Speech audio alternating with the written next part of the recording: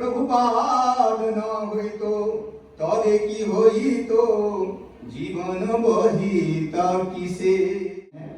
श्रील प्रभुपाद न होते तो क्या होता, जीवन बहता कैसे। याद करिए, ब्रिटिश गवर्नमेंट थी, हम लोग गुलाम थे, हमारा देश गुलाम था। श्रील प्रभुपाद उस समय कलकत्ता यूनिवर्सिटी से उनको डिस्टिंक्शन मिला था, उन्होंने डिस्टिंक्शन डाल दिया नीचे फाड़ के, और उसके बाद उनको स्वतंत्रता आंदोलन में भाग लेने के लिए कहा गया। कहानी बहुत लंबी है, नहीं कह सकते, समय 3 मिनट है। मैं आपको अपना रियलाइजेशन बताता हूँ। प्रभुपाद जी सारे दुनिया को अपना गुलाम बनाकर आए, दास, हम सभी दास हैं भगवान के, भगवान का दास बनाए श्रील प्रभुपाद संपूर्ण संसार को, और उस ब्रिटिश को भी जिन्होंने सारे संसार को गुलाम बनाने का बीड़ा उठाया था। और बिल्कुल उसके बाद जब यहां से ब्रिटिश गए, पीछे से खदेड़ करके गए प्रभुपाद, और उन सबको भगवान का दास बना दिया। ये श्रील प्रभुपाद की महत्ता है। श्रील प्रभुपाद कोई साधारण व्यक्ति नहीं। एक बार महाराज से पूछा कि श्रील प्रभुपाद कौन है, साधारण व्यक्ति नहीं है, साधारण व्यक्ति नहीं है, बहुत सुनते हैं। तो बोला गोलोक के मंजरी है, गोलोक से आए भगवान का प्रचार करने के लिए। श्रील प्रभुपाद के विषय में इस तुच्छ दास का रियलाइजेशन आपको बताता हूँ। 5 वर्ष हो गए, दीक्षा नहीं हो रहा था, बहुत प्रयास कर रहा था। तो कहीं से मन में प्रभुपाद जी की कृपा हुई कि लगता है प्रभुपाद जी का अंगूठा पकड़ के दबाएंगे, चरण तो चुपके से जाता था। प्रभुपाद जी को छूना मना है, विग्रहों को छूना सबके लिए मना है। फिर भी 5-6 साल हो गया था, तो भक्त लोग कुछ नहीं बोलते, तो जाकर के चोरी चोरी इनका अंगूठा पकड़ के दबाते थे। 6 महीने नहीं लगे, दीक्षा हो गया। बोला प्रभुपाद जी अपने जैसा कोई हमें भी एक गुरु कर दीजिए, तो भक्ति चारू स्वामी महाराज का दास बना दिए।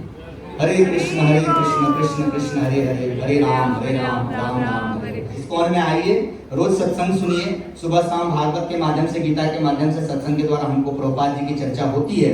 क्योंकि प्रभुपाद जी की चर्चा के बगैर भागवत चर्चा अधूरा रहता है। पहले प्रभुपाद जी की चर्चा, फिर भागवत चर्चा, फिर प्रभुपाद जी की चर्चा, तभी भक्तों को संतुष्टि होती है। यही नियम है यहाँ इस्कॉन में। तो कृपा करके आप सभी से प्रार्थना है कि आते रहिए और प्रभुपाद जी के सानिध्य में भागवत सत्संग सुनिए। क्योंकि प्रभुपाद जी वो समर्थ गुरु हैं जिन्होंने चोर को, उचक्के को, बदमाश को, हिप्पीज को, सबको हैप्पी बना दिया। और सारे संसार में, यानी मैं क्या कहूँ, अपने बारे में बताऊं तो आप मुझे लात मार के भगा दोगे। ऐसे लोगों को भी प्रभुपाद जी ने यहाँ बैठने योग्य बना दिया है कि प्रभु, हमारे प्रभु जी जितने बड़े महात्मा हैं, हमको यहाँ बैठने का अवसर दिए। बहुत बहुत धन्यवाद। हरे कृष्ण। जय श्री प्रभुपाद की जय। तो प्रभुपाद को मैं अपनी ऑफरिंग देना चाहूंगी। आपकी पुस्तकें हैं जीवन का आधार, हे प्रभुपाद आपका कोटि कोटि आभार। कृष्ण भावनामृत का प्रचार आपने किया शुरू, हे प्रभुपाद इसीलिए आप कहे जाते हैं जगत गुरु। जो आपने कर दिखाया नहीं कर पाएगा कोई और, इस्कॉन रूपी पतंग की आप ही है डोर। श्रील प्रभुपाद की जय। डेट फिक्स कर दी गई थी, तो प्रभुपाद जी ने लेटर लिखा वहां से ना अपने डिवोटीज को, गुरुदास प्रभु थे और सुरभि प्रभु थे। तो उन्होंने बहुत महत्वपूर्ण बात लिखी जो आज इस टेम्पल में देखने को मिल रही है। तो इससे पता चलता है कि हमारे जो गुरु परंपरा है वो एज इट इज वैसे ही चल रही है। हमें अपने गुरु महाराज के मूल को फॉलो करना है। तो प्रभुपाद जी ने उसमें लिखा कि जब मंदिर ओपनिंग होगी तो प्रसाद की व्यवस्था ऐसी होनी चाहिए कि पूरा दिन हाथ नहीं रुकना चाहिए, कड़छी से, कढ़ाई से कड़छी बाहर नहीं आनी चाहिए। तो वही आज हम यहाँ पे देख रहे हैं, जैसे प्रभु जी ने बोला कि पूरे दिन प्रसाद का अरेंजमेंट है, कोई भी भक्त बिना प्रसाद पाए यहाँ से नहीं जाएगा। अब हम क्या देखते हैं, कहीं किसी टेम्पल में जाते हैं 2 घंटे के लिए प्रसाद होता है, उसके बाद समाप्त हो जाता है। लेकिन देखिए श्री प्रभुपाद जी की कृपा से आज सुबह से प्रसाद शुरू है और रात तक यहाँ पे निरंतर प्रसाद चलता रहेगा। तो सेम वही जो कल आपको हमने पढ़ा था वो साक्षात देखने को भी मिल गया है। और दूसरी बात, हम प्रभु श्री प्रभुपाद जी का गुणगान करते हैं, बहुत अच्छा, हमें गुणगान करना भी चाहिए। मगर श्री प्रभुपाद जी की हम जब प्रभुपाद लीला में पढ़ते हैं तो उसमें शिक्षा भी मिलती है हमें। जैसे प्रभुपाद जी वृंदावन से वापस आए मंदिर को ओपनिंग के लिए, तो उन्होंने देखा वहाँ कोई तैयारी नहीं थी, अभी सही से मंदिर की वेदिका नहीं बनी थी, दरवाजे नहीं लगे थे और मतलब मुहूर्त नहीं हो सकता था। प्रभुपाद जी बहुत गुस्सा हो गए, अपने भक्तों को बहुत डांटा। और उसके बाद श्री प्रभुपाद जी बीमार पड़ गए। तो आगे बढ़ना आता है सत्स्वरूप स्वामी महाराज ने बहुत सुंदर लिखा है कि प्रभुपाद आए तो थे मंदिर की ओपनिंग करने के लिए, तो प्रभुपाद जी बीमार पड़ गए। तो भक्तों ने पूछा क्या कारण है, तो प्रभुपाद ने बोला कि जब कोई शिष्य दीक्षा लेने के बाद सही से नियमों का, आदेशों का पालन नहीं करते तो गुरु के उनके कर्म लेने पड़ते हैं। तो इससे हमें भी ये शिक्षा मिलती है कि हम जितने वक्त दीक्षित हैं या दीक्षा लेना चाहते हैं, हम गंभीरता से अपने गुरु की आज्ञा का पालन करें और जो भी हमें आध्यात्मिक नियम दिए गए हैं उनमें दृढ़ता से कार्य करें। अगर हमें बोला गया 16 माला अच्छी करें तो ध्यानपूर्वक जब करना चाहिए। देखिए शिल गोपाल जी बोल रहे हैं लीलामृत में, अगर आप पढ़ेंगे कि गुरु तब बीमार पड़े कि जब उनके शिष्य सही से नियमों का पालन नहीं कर रहे हैं। तो हमें गोपाल जी बहुत सुंदर सुंदर स्टोरीज हैं लीला जो कि सभी रसाग्नि है, हमें सुनना चाहिए, मगर इस सिद्धांत को भी हमें नहीं भूलना चाहिए कि हम अपने जीवन में अपनी साधना को, भक्ति को लेके वो बहुत गंभीरता से कार्य करें। पम करोति वाचालं पंगुं लंघयते गिरिं यत्कृपातमहं वन्दे श्री गुरुदीनतारिणं परमानंद माधवं श्री चैतन्येश्वरं। तो मैं बहुत अयोग्य व्यक्ति हूँ जिसके मुख से आप सुन रहे हो। मैं जैसे कि आप इस मंत्र का ही जो मीनिंग है, मुकम करोति वाचालं, एक गूंगा व्यक्ति भी जो है वो बोल सकता है। पंगुं लंघयते गिरिं, और जो एक लंगड़ा व्यक्ति है जो नहीं चल सकता वो भी एक गिरी को तार सकता है। जत कृपातमहं वन्दे श्री गुरुदीनतारिणं, कैसे? अपने गुरु की कृपा से या एक वैष्णव की कृपा से। किसी भक्ति में तो बताया कि आधा चरण होगी प्रभुपाद जी को पहले भी जो भक्ति चालू महाराज में, तो मैंने अपने बच्चों के साथ देखी तो मैं मतलब लिटरली मैं तो कम रो रही थी, मेरे बच्चे बहुत रो रहे थे कि किस तरीके से प्रभुपाद जी यहाँ से जब शुरुआत करते थे और बिल्कुल कड़ी धूप में वो जा रहे हैं और बेहोश होकर ही गिर गए, तो किस तरीके मतलब इतना कोई कर नहीं सकता, मतलब कोई यहाँ की सिंपल सोल या कोई साधारण इंसान इतना नहीं कर सकता।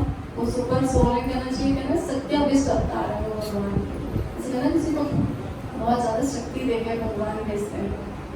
तो प्रभुपाद से एक बंदा क्वेश्चन पूछता है, प्रभुपाद जी एक आजकल तो बहुत से बाबा जो चमत्कार करते हैं, उस टाइम चमत्कार को लोग नमस्कार करते थे उस टाइम ना, तो कोई भस्म निकालता था, ऐसे सोने का अंडा निकालता मुंह से, तो प्रभुपाद को उसने पूछा बंदे ने, प्रभुपाद जी आप कौन सा चमत्कार करते हो, आप भी कोई करके दिखाओ। तो प्रभुपाद ने कहा कि मैं कोई चमत्कार नहीं करता, लेकिन मैंने एक चमत्कार किया है, मैंने मलेच्छों को साधु बना दिया। तो प्रभुपाद इतनी कृपा देखो, जो बंदे जो हर तरह का नशा और हर तरह का क्राइम करते थे उनको प्रभुपाद ने मतलब साधु बना दिया, शुद्ध भक्त बना दिया भगवान। तो ये सबसे बड़ा चमत्कार प्रभुपाद ने किया है। तो प्रभुपाद से एक बंदा पूछता है, प्रभुपाद एक गुरुजी हैं, वो काफी मतलब कितनी मतलब देखो उनके कितने अच्छे गुण है, वो पैसे को हाथ नहीं लगाते,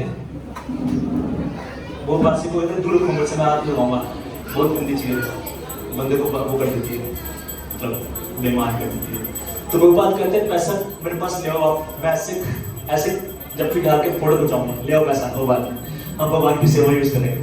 जी वृंदावन में राधा दामोदर मंदिर में थे तो और प्रभुपाद जी भागवतम ट्रांसलेट कर रहे थे, तो वहाँ पर एक भक्त पार्कर पेन से प्रभु जी भागवतम ट्रांसलेट कर रहे थे। तो वहाँ पर एक भक्त आकर प्रभुपाद जी से पूछते हैं, प्रभुपाद जी आप पार्कर पेन से तो भागवतम ट्रांसलेट कर रहे हैं? तो प्रभुपाद जी कह रहे हैं मैं पार्कर पेन से भागवतम ट्रांसलेट कर रहा हूँ और जो भी इन तात्पर्यों को पढ़ेगा वो इस भौतिक जगत को पार कर जाएगा। तो प्रभुपाद जी ने बहुत संघर्ष किया है मुझ जैसी पतितात्माओं का उद्धार करने के लिए।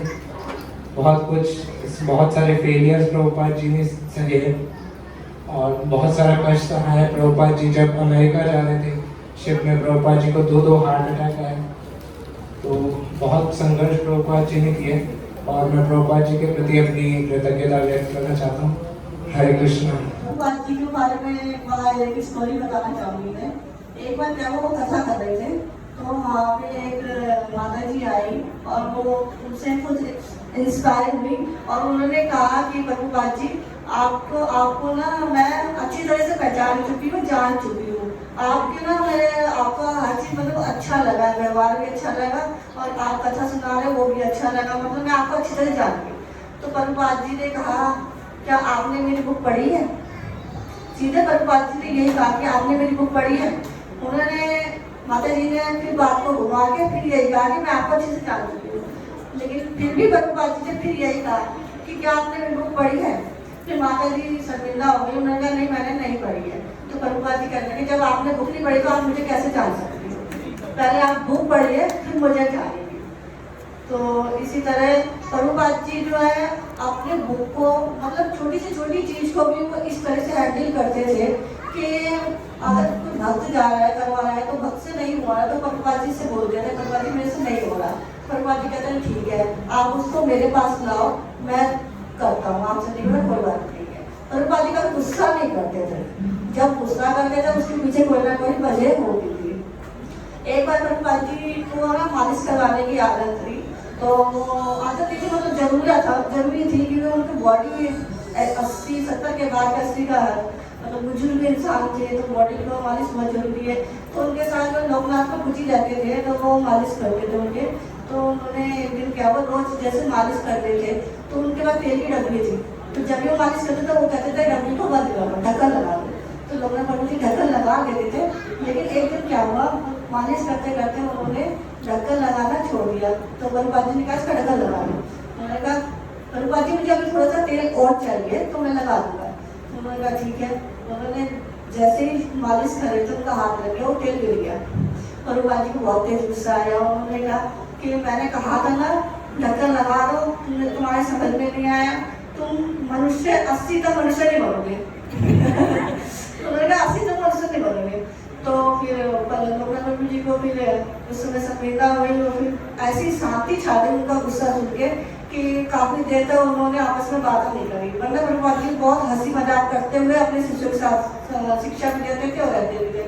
तो ऐसी शांति छाई कि लोकनाथ प्रभु जी पहले बैठे रहे, बड़ी देर तक शांति रही। सारे प्रभु जी सोच रहे अब क्या होगा। तो लोकनाथ प्रभु जी ने एकदम से कहा कि प्रभुपाद जी मुझे ना पता चल गया कि मैं 81 में मनुष्य बन जाऊंगा। नहीं तो मैं सोच रहा था कि मुझे तो कई जन्म लगे मनुष्य बनने। प्रभुपाद के लिए मैं सोचता हूँ कि अगर इस परंपरा में प्रभुपाद ना होते तो क्या होता। एक जो परंपरा हमारे यहाँ चैतन्य प्रभु ने चलाई थी उसको जिंदा कर रखी वो परंपरा खत्म हो जाती। तो मैं ये सोचता हूँ कि प्रभुपाद का कितना बड़ा महत्व है कि अगर प्रभुपाद ने ये कड़ी ना जोड़ी होती और प्रभुपाद ने ये प्रचार ना किया होता तो हम सब उसका फायदा ना मिल पाता, तो फायदा ना उठा पाते हम लोग। तो सबसे बड़ा जो प्रभुपाद का महत्व है वो यही है कि उन्होंने इस परंपरा को चैतन्य की परंपरा को आगे बढ़ाया और जो इतने लाखों लोगों को उन्होंने भक्त बना दिया और जो भक्ति का प्रचार किया उससे लाखों को उद्धार हो रहा है। और जो ये कार्य था वो प्रभुपाद के बिना नहीं हो सकता था, इसलिए प्रभुपाद का महत्व इस परंपरा में बहुत ज्यादा है। धन्यवाद। आज हम लोग छिपीवाड़ा इस्कॉन में एकत्रित हुए हैं और इतने सुबह से जो प्रोग्राम चल रहा है उसमें हम इतना आनंद ले रहे हैं, जबकि हम देखते हैं बाहरी जगत जो है वहाँ पे बिल्कुल भी आनंद नहीं होते और उसके पीछे हम भागते हैं। पूरे दिन ऑफिस में, बिजनेस में, स्कूल में, कॉलेज में टाइम देते हैं, घर लौटते हैं तो इतना क्लांत हो जाते हैं कि हमारे बिल्कुल भी अंदर शक्ति नहीं होती। लेकिन सुबह से हम मंदिर में सेवा दे रहे हैं, बस अभी नाच रहे कूद रहे। इतनी गर्मी में ना तो गर्मी महसूस हो रही है ना तो कोई हमारे अंदर थकान महसूस हो रही है। और इसके कारण पूरा श्रेय जाता है प्रभुपाद जी के ऊपर कि उन्होंने हमारे अंदर अमृत भर दिया है और हम यहाँ पे आके उस अमृत के धाराओं में नहाते हैं तो हमारे को इतना आनंद मिलता है कि हमें बाहर के दुनिया के जितने भी क्लेश है सब भूल जाते हैं। चिता क्लेश से मुक्ति देते हैं प्रभुपाद जी के ग्रंथ हैं और उसके माध्यम से अगर प्रभुपाद जी नहीं होते तो शायद दुनिया में क्या हो जाता, सनातन धर्म कहाँ चले जाते, हमें कुछ भी नहीं पता होता। क्योंकि हम हिंदू नहीं हैं, हम मुस्लिम नहीं हैं, हम क्रिश्चियन नहीं हैं, हम सिख नहीं हैं, ये प्रभुपाद जी हमें बता के गए हैं। आज जो दुनिया में लड़ाई चल रहा है ये लड़ाई खाली जातिगत लड़ाई है, इंसानों की लड़ाई है जहाँ पे भगवान कुछ भी इंटरफेयर नहीं कर रहे हैं। और हम लोग हिंदू मुस्लिम कोई भी नहीं है क्योंकि हम कौन है, भगवान के प्रवर्तित सनातन धर्म में है। और ये चीज़ प्रभुपाद जी ने हम सबके पास बुक के ग्रंथों के जरिए हमारे को बता रहे हैं। जब प्रभुपाद जी अपने गुरुदेव के पास गए थे, सबको पता है यहाँ पे, तो गुरुदेव ने जब उनके ऊपर उंगली उठा के बोले कि तुम प्रचार करो चैतन्य महाप्रभु के वाणी को, तो प्रभुपाद जी बोले गुरुदेव को, गुरुदेव ये समय सही नहीं है, इस समय प्रभुपाद जी बोले ये ऐसे प्रचार नहीं हो सकता, अभी सारे इंसान डिस्टर्ब है। तो उनके गुरुदेव ने बोले कब इंसान डिस्टर्ब नहीं था, जब वो माँ के गर्भ में आया था तब से डिस्टर्ब है वो जब माँ के गर्भ में थे, माँ के शरीर के अंदर कीड़े मकोड़े कितने थे, तब उसको कुट के खा रहे थे, तब भी वो डिस्टर्ब था। उसके बाद तो दुनिया में आए तो भी डिस्टर्ब ही हुए, पॉटी में पड़े रहता था, तो कभी मम्मी नहीं देख पाते, भूख के मारे, जब तक तो रोए नहीं तब तक कोई खाना नहीं दे। फिर बड़े हुए तो स्कूल जाने लगे, तो डिस्टर्ब परेशान हो गया स्टूडेंट मैंने टीचरों से, फिर उसके बाद कॉलेज गए, ऑफिस गए, हर जगह डिस्टर्बेंस ही तो है। तो प्रभुपाद जी के गुरुदेव ने बोला कि देखो तुम अगर सोचो कि इंसान शांति मिलेगा तभी वो कुछ करेगा, भगवान के बारे में सोचेगा, तो ऐसी शांति तो मिलने से रहे। तो पहले तुम उनको ऐसा कुछ दो जिससे उसके शरीर में शांति हो। आपके अंदर अगर जलन चल रहे हैं पेट के अंदर, तो आप क्या करोगे, डाइजिन लोगे, है ना। आप सोचो कि नहीं पहले ये बीत जाए जलन मेरा तब जाके डाइजिन लूंगी मैं, तो ये तो नहीं हो सकता। तो इसलिए प्रभुपाद जी बोले, प्रभुपाद जी गुरुदेव को भी प्रभुपाद जी बोला जाता था, तो उन्होंने बोला कि आप पहले ये अमृत लोगों को दो जिससे उनका मन के अंदर का जो बंधन, एक्चुअली बंधन हमारे ना कहीं भी नहीं है। तो माताएं आके बोलती है माता जी मेरे को ना घर में पति से प्रॉब्लम है, बच्चों से प्रॉब्लम है, मेरे सास ससुर से प्रॉब्लम है, समाज से प्रॉब्लम है। मैं बोला कहीं प्रॉब्लम नहीं है, तुम अपने आप में प्रॉब्लम क्रिएट कर रहे हो। तुम सोचते हो तुम्हारे बिना घर नहीं चल सकता, तुम एक दिन छोड़ के देखो, लेकिन तुम्हारे अंदर फेम पाने की भूख है, इसी कारण अपने पर तुम सोचते हो मैं बहुत ज्यादा इंपॉर्टेंट हूँ घर के लिए, मैं हटूंगी नहीं तो मैं हट जाऊंगी तो इन लोगों का क्या होगा। लेकिन राजा जब चले जाते क्या राज नहीं चलता, राज चलता। लेकिन इंसान क्या करते हैं कि अपना फेम को पाने के लिए घर में अपने दबाव बना के रखने के लिए वहां पे प्रॉब्लम क्रिएट करते हैं। तुम एक बार बच्चे को छोड़ दो, एक बार पति को छोड़ दो, उनको अपने जीने दो ना उनके लाइफ को, लेकिन तुम उनके लिए खुद करना है, तुम क्या करो परिवार को बोल रहे हो। तो ये बात है कि हमें कोई नहीं बंधन कर बांध के रखा है, बांध हमने खुद को रखा है। और ये प्रभुपाद जी उसी समय प्रभुपाद जी के गुरुदेव ने बोल दिया उनको गुरुदेव ने बोला तुम जब अभी जो माहौल है अंग्रेजों का माहौल है, अब वो लोग आपको हर समय आपको लग रहा है इधर से उधर कुछ ना कुछ हो रहा है, आप लोगों के अंदर ना कृष्णा के अमृत का बीज बो दो, ये लोग अपने आप मुक्त हो जाएंगे, अंग्रेज युग हट जाएंगे और सब।